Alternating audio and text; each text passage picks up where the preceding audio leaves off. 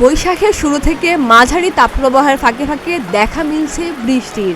গতকাল সোমবার ভোরে বৃষ্টি হয়েছে দেশের প্রায় সবকটি বিভাগে। দেশের 3টি বিভাগে এবার এই বৃষ্টি অব্যাহত থাকতে পারে আগামী 3 দিন। আবহাওয়া অধিদপ্তরের নিয়মিত বুলেটিনে এই আভাস দেওয়া হয়েছে। আবহাওয়া অধিদপ্তরের এক বিজ্ঞপ্তিতে বলা হয়েছে, রংপুর, ময়মনসিংহ এবং সিলেট জেলার উপর দিয়ে পশ্চিম অথবা উত্তর পশ্চিম দিক থেকে ঘন্টায় 45 থেকে 60 কিলোমিটার বেগে অস্থায়ীভাবে দমকা ও ঝড়ো হাওয়া বয়ে যেতে পারে।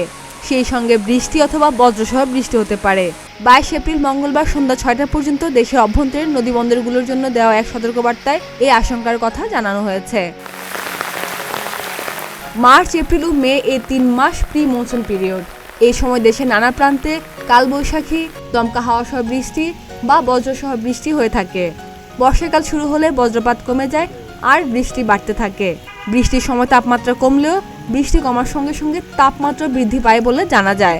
আবহাওয়া অধিদপ্তরের বুলেটিনের তথ্যে সর্বশেষ 24 ঘন্টায় সর্বোচ্চ তাপমাত্রা 36.7 ডিগ্রি সেলসিয়াস রেকর্ড করা হয়েছে খুলনা জেলায়। সর্বনিম্ন 20 ডিগ্রি সেলসিয়াস তাপমাত্রার কিশোরগঞ্জের নিকলী উপজেলায়।